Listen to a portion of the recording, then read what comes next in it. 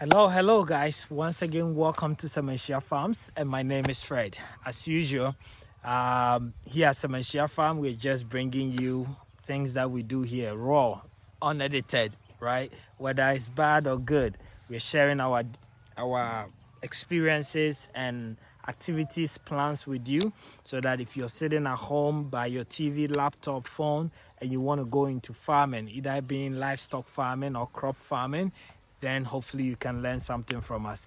Thank you very much for making the time to watch this video.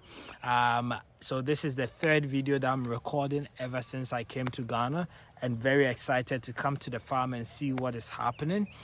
So I drove right away from Accra to Snase, and basically visiting every side of the farm to see what is going on, what is happening this time of the season. Are things going on well? I mean, you all know Godfred, who has been taking care of the farm and like really making sure that everything is running smoothly.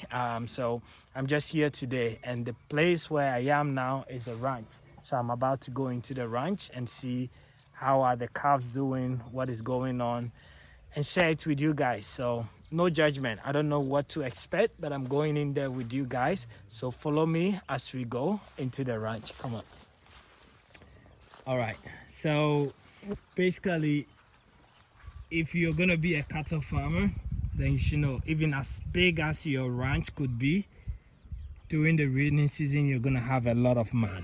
So you should expect this mud, right? Because I mean, it depends on the number of your heads too. If I have only two cows or bulls here, then I won't have this much of mud, right? But I think in this ranch I have over 50 cows and bulls here, so definitely the mud is expected, right? And then I have their calves also in here as well. But let's take a look. The cows and bulls are at the land grazing, but the calves are in here, so we want to take a look at them. Godfred, do you want to tell us how old these calves are? Yeah. They are 8 months old. Okay. So as they are all like on one stage. Okay, there they are. So these are the calves. So these calves have never stepped a foot outside this ranch. What they've been feeding on is the brachiaria grass and their mom's breast milk. At this season, we do get a lot of house flies, so they tend to bother them a lot. Even though we spray, the house flies tend to really bother them. Even though I'm here, I'm really feeling it. There used to be this drop on that we buy from a shaman, but now it's not coming anymore. That used to be very effective. Once you put it on them, it really helps. I want to be able to go in and see what is going on here, buddies. Oh, this guy's a lot now. 1 2 3 4 5 6 7 8 9 10 11, and you're growing. Wow. Oh, that's 12. There's one that I forgot. So these guys are really growing. Yeah. And in December we are expecting about how many?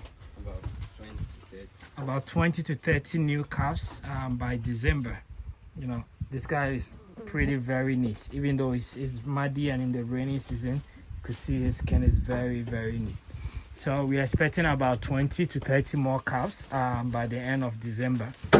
So these guys, we will need to move them from here to the main ranch, which is at this side. So you could see the other guys there as well.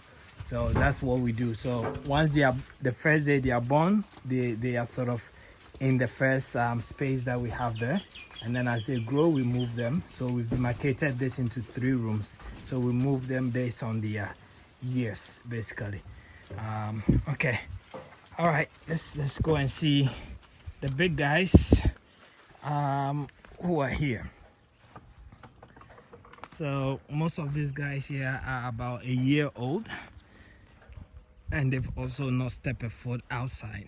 All what they've been feeding on is the brachiaria grass. Once we take them away from their mom,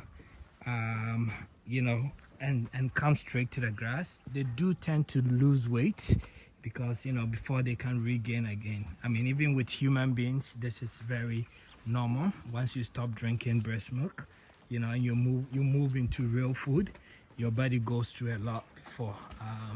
So these are the guys now, right? And as you can see, they are all growing as well. Yeah. So this is here at the ranch. Yeah. So their moms and dads don't come to this side, you know, so they sort of hang around here, and we do feed them in the big tie that's there. But you know, sometimes we might have a farm with a maize that has been harvested, or you know, somebody has harvested his cassava and they might invite us, so we'll send them there and they will be able to graze. They are not used to this confinement because we bought them from different environment, so most of the time they don't you know, when you put them in a cage or in the ranch, they will just destroy it, and hence we give them an open space for them to walk around and rather feed them sort of in that way. But as these guys have been in there for like since they were born, they'll be used to it. So the goal is that these are going to be the main herd that we are going to have at this ranch. And once these guys grow to a certain stage, I'm going to rebuild the whole ranch again, you know, because I know that these guys wouldn't want to go out, so they are not going to be breaking it and so on. But when I brought their moms and co here, they destroy everything. If you haven't watched that video, it is still available, and I can add the link here so that you can go and watch it. But if you're thinking about going into cattle farm and you're going to buy adults from somewhere else, don't think about putting them in a ranch because they're going to destroy it. They are not used to it. Buy them young and start training them, or give them, if you're buying adults, keep it open and then start with the calves that will be coming so that they can adapt well. These guys have adopted. You can see we don't even have metal, but still they are not even trying to go out because right from day one they were in that you know, shelter, so they were moved here, which has been like very, very helpful.